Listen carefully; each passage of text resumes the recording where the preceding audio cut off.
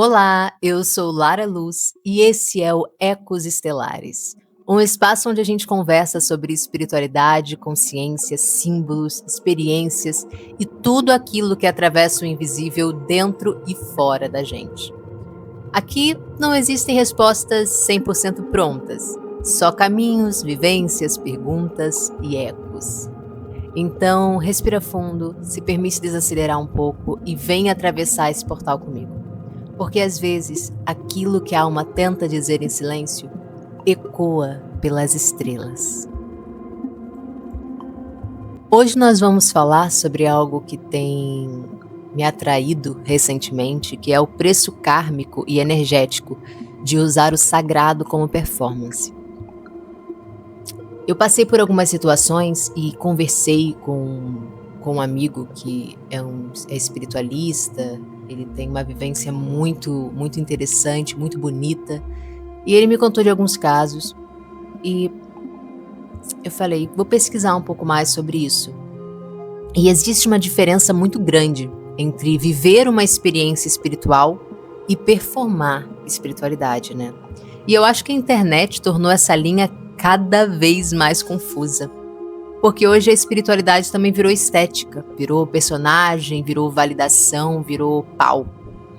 E eu queria conversar sobre esse tema, que é um tema delicado, né? É o preço que a gente paga, e para quem acredita nisso, né, até kármico, de usar o sagrado como performance.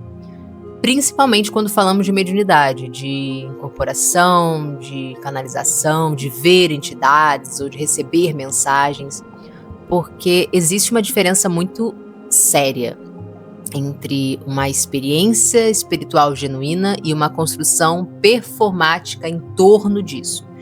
E eu sei que esse assunto incomoda muita gente, mas é algo que precisa ser falado. Porque o que acontece quando o sagrado vira personagem? Existe uma frase que eu ouvi uma vez que era mais ou menos assim: tudo aquilo que é usado apenas para alimentar o ego acaba se afastando da espiritualidade. E eu pensei muito nisso, porque o sagrado exige presença, exige humildade, exige responsabilidade. Mas a performance, ela exige aplauso. E às vezes as pessoas começam uma busca espiritual sincera, mas acabam se perdendo, né, na necessidade de aparecer e de parecerem especiais também. Principalmente dentro da internet isso acontece também, mas também em casas espirituais, né? Porque a espiritualidade, ela gera fascínio, mistério, autoridade. Então surge uma tentação muito perigosa, a de transformar experiências subjetivas em espetáculo. E aqui eu quero entrar num ponto que pode ser delicado, que uma palavrinha que eu estudei recentemente, dentro de várias tradições espiritualistas, né, principalmente na Umbanda, espiritismo e religiões mediúnicas, existe o conceito de incorporação. E existe um conceito chamado animismo. Eu já escutava, eu já até usava essa palavra em certos assuntos, mas eu fui pesquisar e eu acho até que... eu estava entendendo errado essa palavra. Ela chegou até mim um pouco errada. Porque o animismo acontece quando conteúdos do próprio médium, né, emoções, desejos, que podem ser inconscientes, o inconsciente, a personalidade, elas se misturam ao fenômeno espiritual. Ou seja, nem tudo que parece espiritual necessariamente vem de uma entidade externa. Às vezes vem da própria psique. Isso é extremamente humano. Agora, o problema começa quando alguém conscientemente performa isso, que é uma coisa que a gente, infelizmente, já viu acontecer. Eu acredito que muitas pessoas já tenham relatos sobre isso, né? Que é quando a pessoa exagera, ela inventa, ela teatraliza, ela cria personagens, ela força os fenômenos, ela simula incorporações e, às vezes, até manipula emocionalmente outras pessoas. Porque aí não estamos mais falando de espiritualidade, nós estamos falando de ego usando o sagrado como ferramenta de poder. Existe um vício muito silencioso dentro da espiritualidade, o vício de ser visto como alguém evoluído, como alguém escolhido, sensitivo, especial, E isso pode virar uma armadilha psicológica muito séria, porque a pessoa começa a sentir a necessidade de sustentar aquela identidade. Ela não pode mais simplesmente ser humana. Então ela precisa ter visões o tempo todo, incorporar o tempo todo, receber mensagens o tempo todo, parecer conectada o tempo todo. E aí nasce a performance espiritual. E eu vou falar uma coisa polêmica, que às vezes a própria pessoa, ela começa acreditando na própria encenação. Porque repetição emocional também convence o cérebro, tá? Agora, entrando numa visão espiritual, muitas tradições acreditam que o sagrado exige essa responsabilidade vibracional, né? Ou seja, quanto mais você movimenta símbolos espirituais, mais você movimenta energia emocional, psíquica e coletiva. Quando alguém manipula isso conscientemente, enganando pessoas vulneráveis, fingindo incorporação, usando a entidade como personagem, criando medo, criando dependência emocional, isso gera consequências. Mesmo que não exista castigo divino, porque toda manipulação espiritual produz esse desequilíbrio.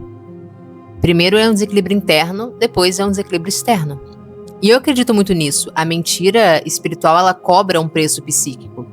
Porque viver performando desconecta a pessoa dela mesma.